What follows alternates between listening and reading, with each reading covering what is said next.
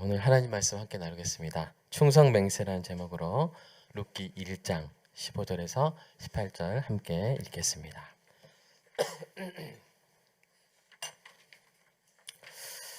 나오미가 또 이르되 보라, 내 동서는 그의 백성과 그의 신들에게로 돌아가나니 너도 너의 동서를 따라 돌아가라 하니, 룻이 이르되 내게 어머니를 떠나며 어머니를 따르지 말고 돌아가라 강권하지 마옵소서.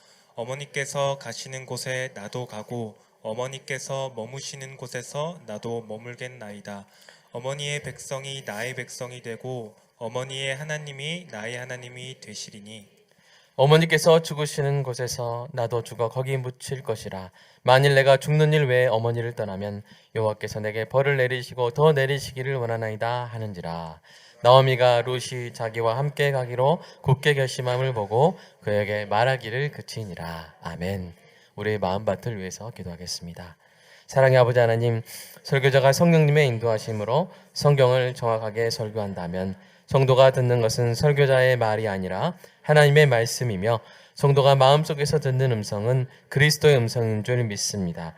설교 듣는 일에 제일 되는 목표는 내 자아 욕구를 만족시키는 것이 아니라 나의 관심을 하나님께 합당하게 돌려서 하나님을 보고 기뻐하여 하나님께 영광을 돌리는 것임을 고백합니다. 오늘 나에게 주시는 하나님의 말씀을 받을 때 내 마음이 옥토가 되게 하시고 성령님의 조명하심으로 오해 없이 겸손하게 받아 회개할 것은 회개하고 위로받을 것은 위로받고 배워야 할 것은 배움으로써 백배의 열매를 맺게 하소서. 예수님의 이름으로 기도합니다. 아멘. 우리나라에는 의구총이라는 그런 것이 있어요. 충성스러운 개를 기리는 무덤을 말합니다. 구미에 있는 의구총은 주인을 구하다가 죽은 충성스러운 개를 기리고 있습니다. 지금으로부터 400년 전에 옛 구미 땅에 노성원이라는 우체부가 살고 있었는데요. 그가 누렁이 한 마리를 기르고 있었습니다. 이 개가 주인을 잘 따랐고 한시도 주인을 떠나지 않았습니다. 하루는 노성원이 이 술에 잔뜩 취한 채 말을 타고 집에 돌아오다가 말에서 떨어진 거예요. 그리고 정신없이 쓰러져 자버렸습니다. 이 누렁이는 주인 옆에 앉아서 주인이 깨어나기를 기다리고 있었습니다. 근데 마침 옆에 숲에서 들불이 일어난 거예요. 그래서 불이 막 번져가지고 세상 모르게 자고 있는 노성원 가까이 타들어오고 있었습니다. 누렁이는 주인을 깨우기 위해서 주인의 옷을 물어뜯고 얼굴을 핥고 했으나 술에 골아떨어진 이 주인이 좀처럼 일어나지 않았습니다. 어느새 불길이 노성원의 옷에 옮겨 붙을 기세였어요. 다급해진 누렁이가 어떻게 했을까요? 수백 번 떨어진 낙동강까지 달려가서 온몸에 물을 적신 다음에 와서는 불에 뒹굴어 가지고 불을 끄기 시작했습니다. 있는 힘을 다해서 수십 번 왕복한 끝에 겨우 불을 껐으나 안타깝게도 온몸에 털이 심하게 탄 채로 기진맥진하여서 그 자리에서 죽고 말았습니다. 아무것도 모른 채 한참을 푹 자고 난 뒤에 일어난 이 주인은 자신의 옆에 몸이 젖고 꼬리가 탄 채 죽어있는 누렁이를 발견했습니다. 이상하게 주위를 여겨서 주위를 둘러 살펴보니 누렁이가 자기를 살리기 위해서 불을 껐던 흔적을 보고 자신의 목숨을 구한 것을 알게 되었습니다. 그래서 이 누렁이를 생각하면서 장사를 지내었다고 해요. 그래서 이제 거기에 의구총이라는 그런 무덤이 생겼습니다. 근데 이것은 전국에 하나만 있을까요? 그렇지 않습니다. 우리나라 전국에 의구청 또는 의견비, 비석, 의로운 개를 기리는 비석 또는 개가 들어간 또는 개 구자가 들어간 지명이 전국에 여러 곳이 있습니다.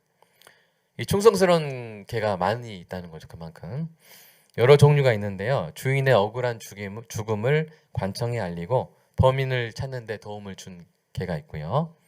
원수를 갚거나 주인을 따라 죽은 개, 그리고 호랑이와 같은 맹수의 공격으로부터 주인을 구한 개, 그리고 어려움에 처한 주인을 구해준 개, 그리고 주인의 죽음을 가족에 알리거나 그래서 주인이 그 시신을 찾아서 장사 지낼 수 있도록 그런 개 등 여러 가지 이걸 의구설화라고 합니다. 의로운 개에 대한 이야기 전승되고 있습니다.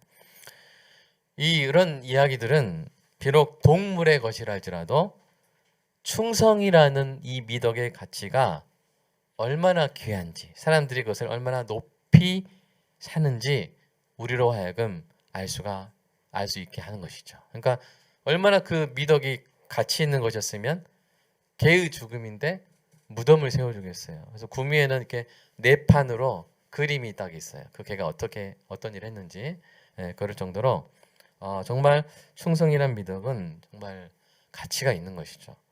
더구나 인간에게 있어서 인간 세계에서 충성이란 미덕을 찾아보기가 쉽지 않은 요즘 시대에는 더욱 그럴 것입니다. 그래서 이 작가이자 발명가로 유명한 마크 트웨이는 이런 말을 했어요. 굶주린 개를 잘 주어서 잘 돌보면 그 개는 절대 당신을 물지 않을 것이다. 이 점이 바로 인간과 개의 근본적인 차이점이다. 약간 냉소적이지만 더 냉소적인 말이 있어요. 인간에 대해 알면 알수록 뭐가 더 좋다? 우리 집 개 이름 혹시 자기 집 개 이름 혹시 뭉치가 더 좋다. 그래서 여러분이 사회생활 하다 보면 참 별로인 사람 있잖아요. 그 사람 욕하지 마세요. 욕하지 마시고 집에 와서 뭉치한테 말하는 거예요. 네가 더 낫다. 그게 더 품격 있게 그게 말하는 법이라고 제가 어떤 글을 본 적이 있습니다. 오늘은 룻기를 좀 살펴봄으로써 수련회를 위한 준비도 하고요. 룻이 보여주는 이 성경적인 충성이 무엇인가? 걔들도 이렇게 하는데 참 성경은 충성에 대해서 무엇이라고 말하는가 하면서 우리 삶에 어떤 의미의 또 충성이 있는가 돌아보는 시간이 되면 좋겠습니다. 두 번째입니다. 사사들이 이스라엘을 다스리던 시대였어요. 그때 베들레헴에 흉년이 찾아왔습니다. 그러자 엘리멜렉이라는 사람이 있었고요. 그의 아내 나옴이라는 사람이 있었는데 이 부부가 모압 지방으로 이민을 갔어요. 당시 모압은 이 이방인의 땅이었습니다. 그런데 이 꿈을 안고 간 그 이민의 결말은 뭐였어요? 죽음이었어요. 먼저 나오미의 남편인 엘리멜렉이 죽었습니다. 그래도 나오미에게는 말론과 기론이라는 두 아들이 있었어요. 이 아들들을 모압 여자에게 장가가게 해서 그래서 아내로 맞이하게 했습니다. 그녀들의 이름이 이제 오르바와 룻이에요. 오르바와 룻인데 그런데 10년 후에 또 어떤 일이 일어납니까? 이 말론과 기론마저도 죽어요. 그러니까 4명이 갔는데 몇 명이 죽었어요? 3명이 죽고 나오미만 남은 것입니다. 살기 위해 이민을 왔지만 이 가족의 죽음으로 나오미의 마음이 어떻겠어요? 텅 비게 되어버린 것이죠. 근데 어느 날 이제 고향이었던 베들레헴이 먹고 살만해졌다. 하나님께서 양식을 주셨다 하는 소식을 듣습니다. 돌아가는 것이죠. 이제 돌아가는데 두 며느리도 함께 가고 있는 거예요. 근데 이 며느리들에게 나오미가 뭐라고 말했을까요? 너희는 돌아가라 라고 말했어요.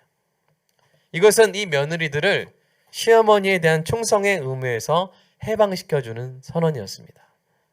그러면서 이렇게 축복했어요. 자, 1장 8절 한번 읽어볼까요? 시작. 너희가 죽은 자들과 나를 선대한 것 같이 여호와께서 너희를 선대하시기를 원하며. 여러분 선대가 무슨 말이야? 선하게 대했다. 근데 이 선대했다는 말은 히브리 말로서 뭐냐면 헤세드입니다. 여러분 헤세드 들어보셨어요? 그래서 이제 신앙생활 좀 오래 하신 분들은 한 번씩은 꼭 들어보신 말씀인데 헤세드. 헤세드는 바로 무슨 뜻이냐면 충성이라는 뜻입니다. 충성, 인애, 인자 이런 뜻입니다. 저는 이 중에서 충성이라는 번역을 가장 좋아해요. 그 충성이라는 단어를 써서 다시 룻기 1장 8절 한번 읽어보겠습니다. 시작. 너희가 죽은 자들과 나를 충성한 것 같이 여호와께서 너희를 충성하시기를 원하며 네. 너희가 죽은 자들과 나에게 충성을 다한 것 같이 여호와께서 너희에게 충성을 다하시기를 원하며 이런 뜻입니다. 여러분, 여호와께서 며느리들에게 충성을 다하신다는 말이 무슨 뜻일까요? 우리가 충성하면 보통 윗사람이 아랫사람에게 하는 거예요. 아랫사람이 윗사람에게 하는 거예요. 아랫사람이 윗사람이 하는 거라고 생각하잖아요. 근데 성경에서 충성이란 말은 윗사람이 아랫사람을 대할 때, 강한 사람이 약한 사람을 대할 때, 또 부유한 사람이 가난한 사람을 대할 때도 사용한다는 것을 알 수 있어요. 알 수 있죠? 이 어법이 그렇잖아요. 여기 용리가 그렇잖아요. 그래서 우리가 이 충성은 이렇게 개념을 정의할 수 있습니다. 한번 읽어볼까요? 시작. 약한 자가 시작. 약한 자가 공궁에 처해 있을 때 강한 자가 그럴 의무가 없음에도 불구하고 자발적으로 보이는 헌신. 네, 이게 바로 성경에서 말하는 충성이에요. 우리가 아는 것과 좀 다릅니다.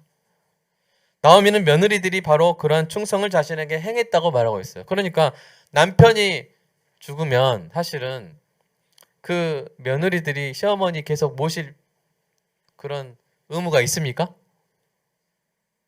사실은 이제 없거든요. 있어요? 옛날에 있었어요? 네. 근데 지금 나오미가 뭐라고 했어요? 너희 돌아가라 그랬죠? 그러면 더 이상 이제 돌아가도 누가 뭐라 할 사람 별로 없죠? 네. 나 이제 고향 가니까 너희 돌아가 그랬어요. 근데 그러지 않겠다고 따라가겠다고 한 거예요. 그래서 그것이 바로 충성이라고 이야기했고, 그리고 아마 이 아들들이 죽은 애도 며느리들이 이 시어머니를 잘 모신 것 같아요. 그러니까 너희가 죽은 자들과 나에게 충성을 다한 것 같이, 아까 1장 8절 다시 보세요. 나에게 충성을 한 것 같이, 그죠? 그러니까 충성을 했다는 거예요. 그렇게 잘 돌봤다는 거예요. 여호와께서 너에게 충성을 다하시기를 원한다. 이렇게 말하고 있는 것이죠. 사랑하는 여러분, 충성을 행하시기를 축복합니다.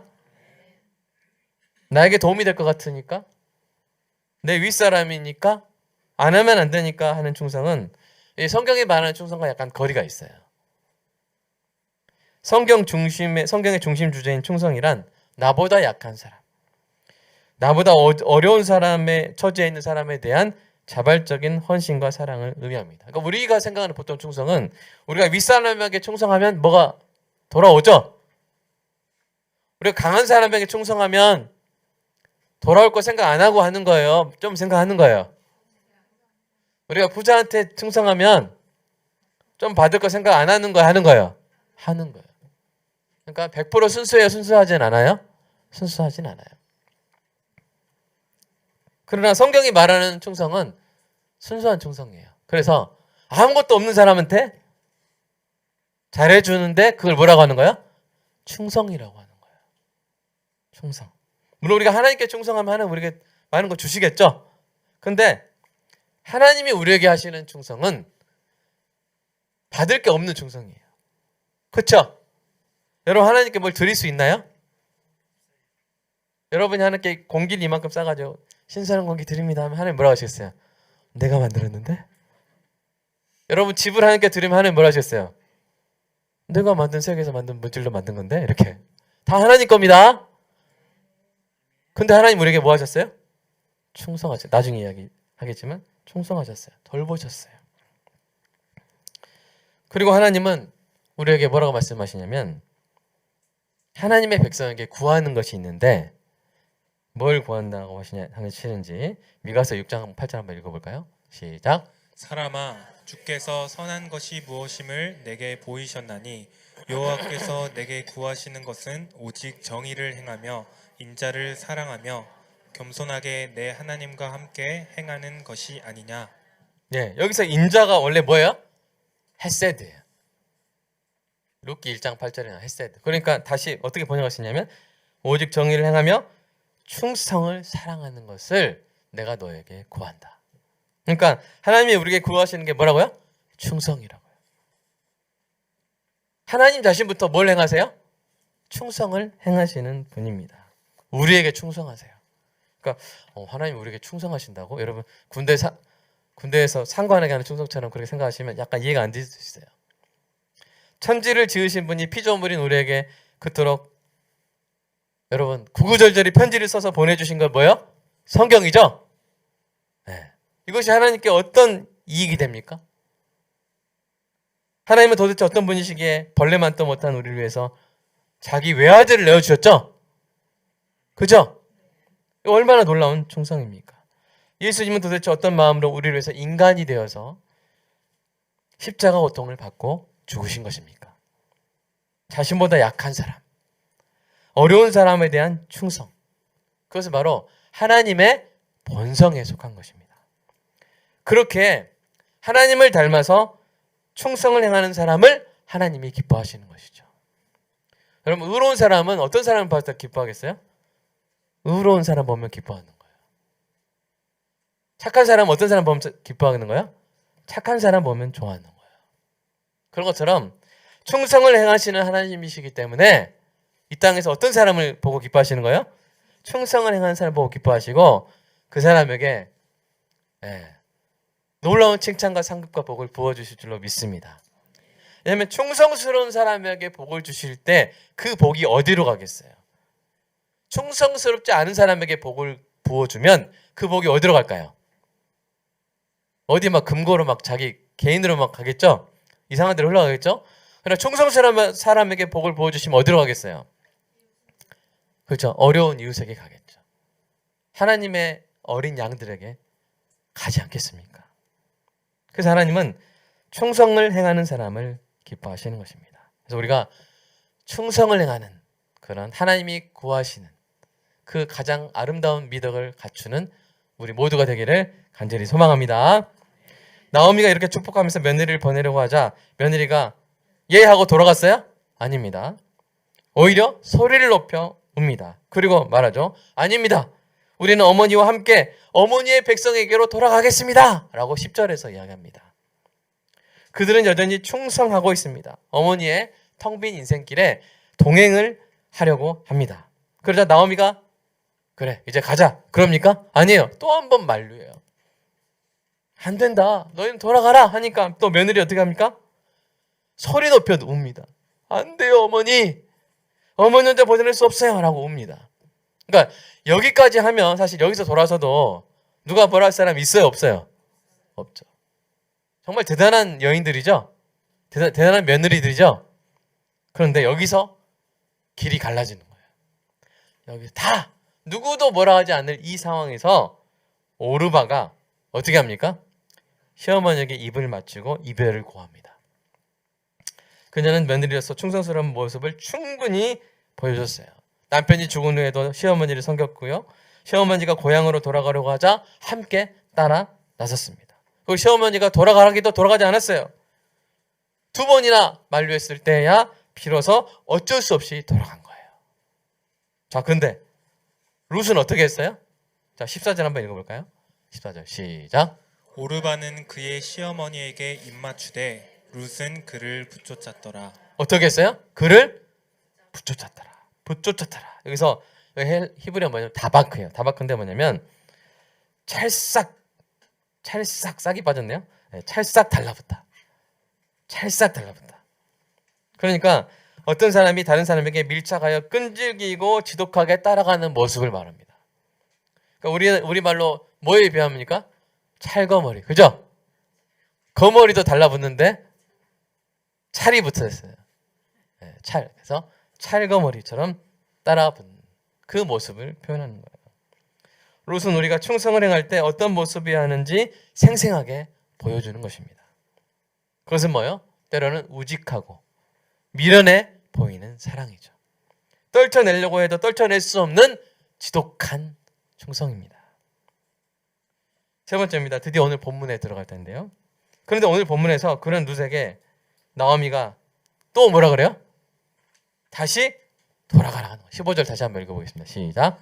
내 동서는 그의 백성과 그의 신에게로 돌아가나니 너도 너의 동서를 따라 돌아가라. 계속 돌아가라는 거예요. 이번에 아주 설득력 있게 말하는 거예요. 두 가지 논리가 있습니다. 하나는 네 동서도 갔다는 거예요. 오르바도 가지 않았냐. 모함 여인으로서 베들레헴에서 온 이 형제들에게 나란히 시집 온 그런 그녀들에게 여러분 어떤 특별한 유대감이 있겠죠? 그래서 서로 남편들이 죽은 후에는 의지하며 서로 가까이 지내지 않았겠습니까? 이렇게 유대감을 느낀 동료라 하면 그 사이에 강력한 또래 집단 의식이 생겼을 가능성이 커요. 또래 집단 의식. 이 또래 집단 의식이 생기면 누가 한 사람이 좋은 거 먹으면 나도 먹고 싶죠? 그죠? 이런 집단 의식이 생겼을 가능성이 큰데 그 오르바가 시므온을 떠난 거예요. 드디어. 떠나면 어떻게 됩니까? 불행 끝 행복 시작이죠. 이제 친정 어머니 집으로 돌아가서 충분한 위로를 받고 나서 옷을 갈아입고 젊고 매력적인 남자와 결혼하게 될 수도 있는 거예요. 그런데 그동안 함께 이 외로움과 괴로움을 견뎌왔던 동서가 이제 좋은 길로 가는 거예요. 그러면 여러분 마음이 흔들리겠죠, 당연히. 그러니까 너도 가라. 얼마나 이 강력한 이 권유입니까? 두 번째 논리는 뭡니까? 나오미를 따라가면 그의 백성과 그의 신을, 그러니까 백성과 신을 버려야 된다는 거예요. 이 룻의 백성이라는 것은 룻이 살아온 모든 추억을 의미하고 룻이 사람들과의 관계 속에서 얻은 기본적인 자기 정체성을 의미합니다. 우리는 이제 우리나라에서 사니까 얼마나 좀 말도 통하고 아는 사람도 있고 우리를 기억해 준 사람 있잖아요. 또 우리가 만약 내일 러시아 간다고 생각해 보세요.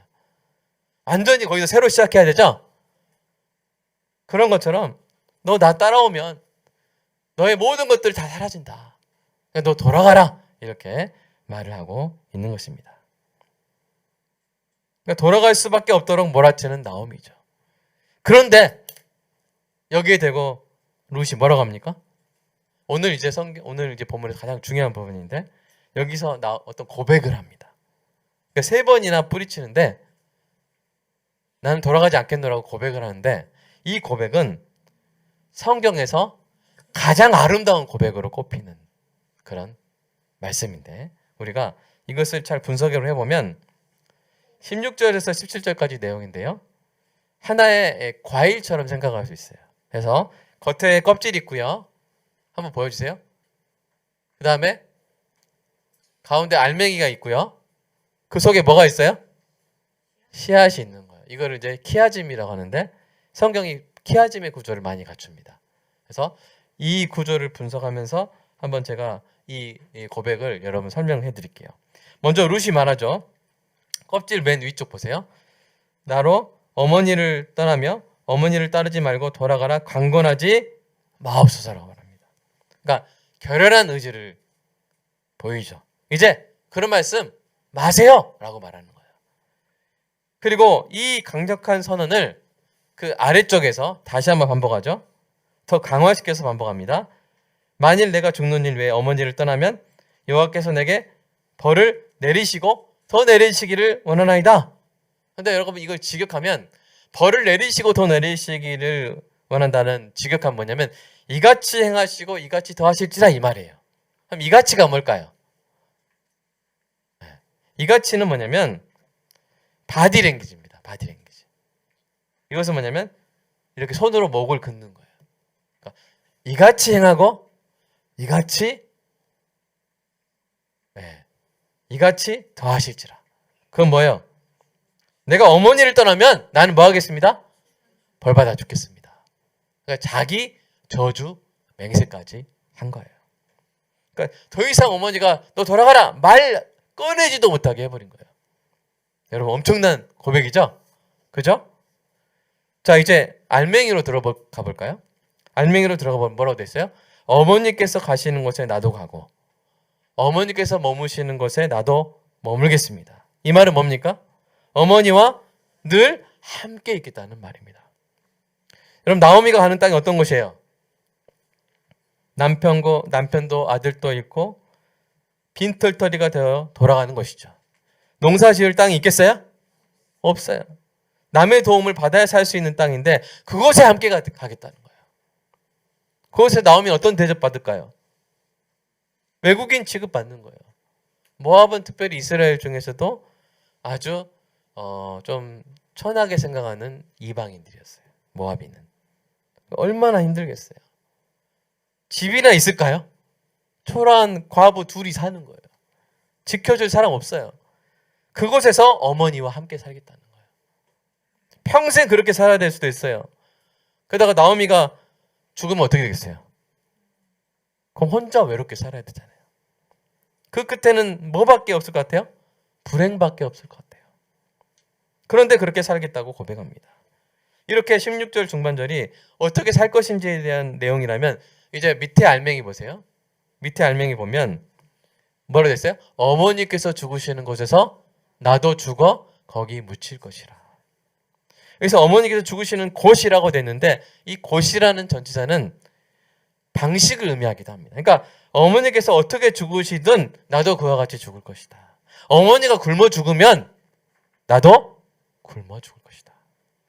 이렇게 해석할 수 있는 거예요. 그러니까 삶과 죽음을 어머니와 함께 하겠다는 고백입니다. 맹세예요. 실제로 이 당시 이스라엘 매장 풍습은 이랬어요. 가족 묘가 있고요. 이 동굴 안에 구덩이를 파고 구덩이가 이제 두 군데가 있는데 한 군데 시신을 넣으면 그 시신이 이제 시간이 지나면 살이 썩겠죠. 부패되고 뭐가 남겠어요? 뼈가 남겠죠. 그럼 그 옆에 이제 보면 뼈 무덤이 있어요. 그럼 뼈를 던지는 거예요, 거기다가. 근데 그 원래 있었던 뼈는 누구 뼈일까요? 그 조상들의 뼈예요. 그러니까 뼈들이 다 뭉쳐져 있는 거예요. 그러니까 나오미가 죽고 그 뼈 무덤 있겠죠? 그럼 거기에 나도 죽어서 내 뼈도 시어머니 뼈와 함께 있을 것이다. 이렇게 맹세를 하는 것입니다. 그럼 놀랍지 않나요? 왜 이 정도까지 할까? 그런 생각이 들지 않습니까? 그런데 가장 놀라운 것은 뭐냐면 바로 씨앗의 그 가장 가운데에 있는 고백이에요. 뭐라고 되세요? 여러분 읽을 수 있나요? 한번 시작. 어머니의 백성이 나의 백성이 되고 어머니의 하나님이 나의 하나님이 되시리니. 이것은 뭐냐면 이것은 룻이 이제 나는 전혀 새로운 사람이 되겠다 이 말이에요. 나라도 버리고 이전 문화도 버리고 종교도 버리겠다는 거. 이전 종교도 다 버리겠다는 거. 이제 나는 옛사람을 버리고 새사람이 되겠다 이 말이에요. 이렇게 할 수 있는 원동력이 무엇입니까? 그것은 바로 시어머니에 대한 충성이죠.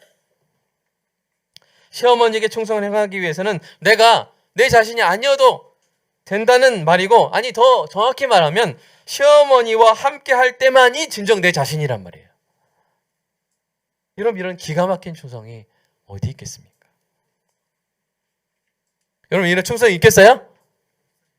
있겠어요? 없겠어요? 없겠잖아요. 없겠죠? 없습니다 하고 설교 끝날까요? 아니요. 근데 사실 있었어요. 네 번째입니다. 이 세상에 없을 것 같은 이런 충성을 우리는 신약 성경에서 발견합니다. 여러분 하나님의 아들이 계셨어요. 그분의 신분은 뭐예요? 하나님이에요. 가장 높으신 분이에요. 근데 그분이 피조물 인간이 되셨어요. 이거는 엄청난 사건입니다. 이거는 룻이 어머니 따라서 베들레헴 돌아가는 것과는 비교할 수 없는 엄청난 사건이에요. 성육신 사건. 게다가 왕궁에서 태어나셨습니까? 아니요. 냄새나는 마구간에서 태어나셨어요. 우리가 사는 곳에서, 아니 우리가 보통 사람이 사는 것보다 더 못한 데서 태어나셨고 그리고 그런 곳에서 또 사셨어요. 그분은 우리의 인생길을 걸으셨습니다. 고통의 길, 궁핍의 길, 슬픔의 길을 함께 하셨습니다. 그렇게 인간의 모든 아픔을 겪으시다가 원래는 흉악한 죄인이 죽어야 했던 그곳에서 죽으셨죠. 죄로 인해 우리 모두가 당해야 했던 하나님의 진노를 당하셨습니다. 우리가 당해야 할 정죄를 그분이 당하셨고요. 우리가 맞아야 할 채찍을 그분이 맞으셨고 내 죽음을, 내 십자가를 그분이 감당하셨습니다. 그분은 하나님이신데 인간이 되어서 우리와 끝까지 함께 하셨습니다. 이것이 바로 우리를 향한 예수님의 뭐예요? 충성인 거예요. 이것이 바로 예수님의 충성인가요? 누구를 향한? 더 정확히 말하면 나를 향한. 오라고 하신 사람, 여러분 예수님 이 땅에 와주세요 하시는 분 있어요? 없어요. 요청도 하지 않았어요. 그런데 우리를 사랑하셔서 우리가 보답에 드릴 것도 없는데 그 지독한 사랑으로 이 땅에 오셨고 그 십자가를 다 겪으신 것입니다. 이것이 바로 예수 그리스도의 충성인 줄로 믿습니다. 하나님이시지만 또한 영원히 우리와 함께 하시기 위해서 사람이 되신 그분, 우리를 충성으로 붙잡으신 그분, 자격 없는 우리로 하여금 하나님의 자녀가 되게 하시고 가장 귀한 것으로 우리의 삶을 채우시는 주님의 충성입니다. 예수님이 나에게 그렇게 충성하셨습니다. 그렇다면 여러분, 우리도 이렇게 고백했으면 좋겠어요. 한번 읽어볼까요? 시작. 저도 언제나 주님과 함께 하겠습니다. 아멘. 우리에게 놀라운 충성을 행하신 예수님께 우리도 충성할 수 있다면 이 얼마나 귀하고 아름다운 일입니까? 18절을 보면 나오미가 룻이 자기와 함께 가기로 굳게 결심을 보고 더 이상 룻에게 말을 해요, 안 해요? 말하기를 그치니라. 우리의 마음이 룻과 같아서 우리의 마음을 흔들 수 있는 것이 이제는 없게 되기를 간절히 소망합니다. 예수님을 따르겠다는 결심이 너무나 확고해서 더 이상 무기력도 허탈감도 공허감도 여러분을 흔들 수 없게 되기를 주님의 이름으로 축복합니다. 이렇게 한번 고백해 볼까요? 시작. 예수님, 나에게 충성을 행해 주셔서 감사합니다. 이제 나도 예수님께 충성하겠습니다. 사는 것도 죽는 것도 주님과 함께 하겠습니다. 주님과 영원히 함께 하겠습니다. 아멘. 오늘 시간 좀 기도하면서 우리도 고백했으면 좋겠습니다. 우리가 룻의 고백에 감탄하지 않았습니까? 어떻게 이럴 수 있느냐고. 근데 예수님의 충성은 더했습니다. 예수님은 너무나 연약한 죄인이었던, 하나님의 진노를 받기에 피할 수 없는, 받아야 했던 그런 하나님의 원수되었던 우리를 위해서 충성을 다하셨습니다. 그래서 우리를 하나님의 자녀로 삼으셨습니다. 그럼 우리가 어떻게 해야 되겠습니까? 우리도 좀 충성했으면 좋겠습니다. 우리에게 충성하신 예수님께 우리도 충성으로 화답하는 우리의 인생이 되게 해달라고 이 시간 함께 고백하겠습니다. 기도하겠습니다. 사랑의 아버지 하나님, 오늘 놀라운 충성을 보게 됩니다. 먼저는 개의 충성을 보았습니다. 개가 주인을 구하기 위해서 자기 몸을 적셔서 불을 끈 그 이야기를 들었습니다. 그 다음에 사람의 충성을 보았습니다. 하나님, 정말 이 사람의 충성도 이해할 수 없었습니다. 어떻게 그 시어머니를 그렇게까지 따르며 뼈가 될 때까지 함께 하겠다고 고백할 수 있는지요. 그런데 우리가 마지막에 하나님의 아들의 충성을 보았습니다. 하나님의 충성을 보았습니다. 하나님, 우리가 뭔가를 받을 수 있는 사람, 우리의 윗사람에게 충성하는 그것이 충성인 줄 알았는데 오늘 이 성경의 충성을 보고 놀랍니다. 하나님, 무엇을 보고 우리에게 그렇게 충성하셨습니까? 예수님, 무슨 이유로 나에게 그렇게 충성하셨습니까? 내가 받아야 할 채찍을 맞으시고, 내가 당해야 될 그 정죄를 당하시고, 내가 죽어야 했을 그 십자가에서 주님이 어떻게 그렇게 죽으셨나이까? 오늘 그 놀라운 주님의 충성을 내가 더욱 깊게 깨달았사오니, 주여, 이제 나도 주님께 충성하게 하여 주시옵소서. 흔들리지 말게 하여 주시옵소서. 여기저기 돌아보지 말게 하여 주시옵소서. 이제 내 남은 인생, 주님께 충성하는 인생을 살기를, 나도 주님께 충성하는 그 아름다운 모습으로 살아갈 수 있기를, 주님 그렇게 우리의 마음에 성령을 부어주시옵소서. 그리고 그래서 이 땅에서 주님께 충성하는 삶을 살되, 주님이 말씀하신 것처럼 이 땅에 가난하고 궁핍하고 괴로워하고 외로워하고 고통받고 상처받고 죽어가고 멸망해가고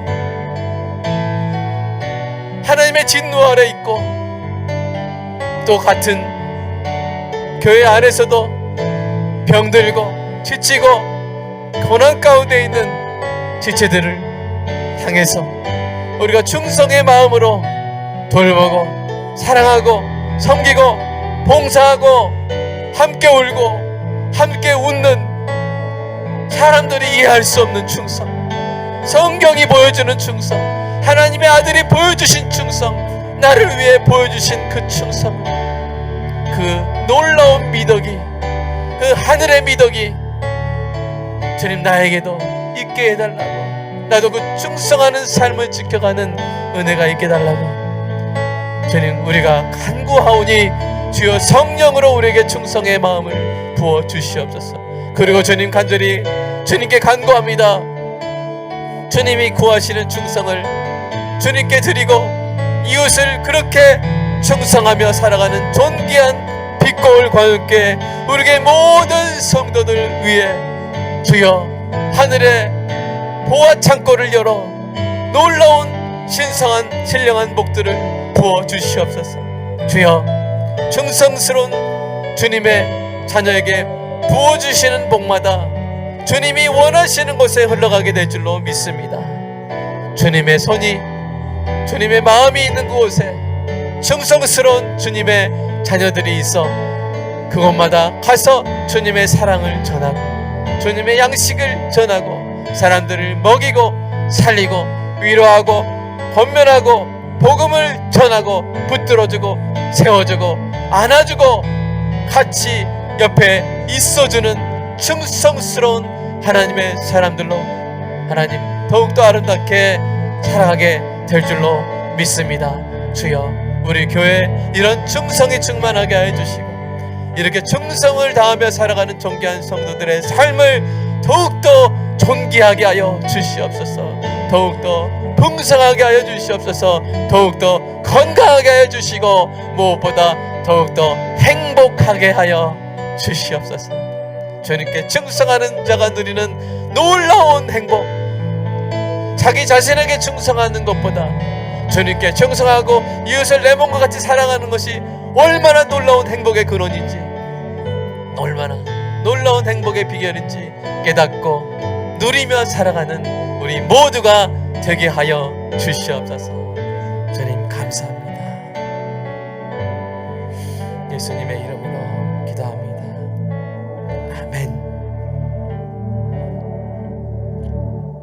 하나님, 충성하는 사람, 충성하는 성도 우리 오윤희 집사님을 이 시간도 붙들어 주시고 이제 속히 낫게 해주시고 믿음으로 이 시간을 견뎌냈고 하나님께 영광을 돌렸사오니 앞으로 놀라운 복을 부어주시고 온 가족에게 하늘의 은총을 쏟아 부으사 이 가정을 통해 수많은 사람들이 복을 받고 하나님의 충성이 무엇인지 맛보아 아는 은혜가 있게 하여 주시옵소서.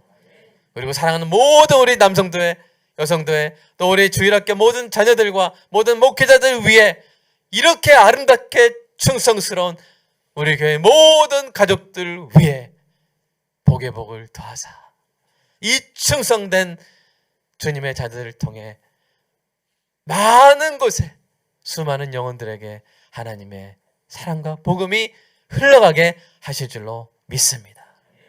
충성하게 하여 주시옵소서. 쉽게 흔들리지 말게 하여 주시옵소서. 우리 마음의 갈대가 아니라 곧은 심지곧은 촛불이 되게 하사 하나님께 타오르는, 변함없이 타오르는 은혜가 있게 하여 주시옵소서. 연약한 아내에게 충성스러운 남편 되게 하여 주시옵소서. 힘없는 아내에게 충성스러운 남편 되게 하여 주시옵소서. 세상에서 찌그러지고 상처받은 남편에게 충성스러운 아내가 되게 하여 주시옵소서.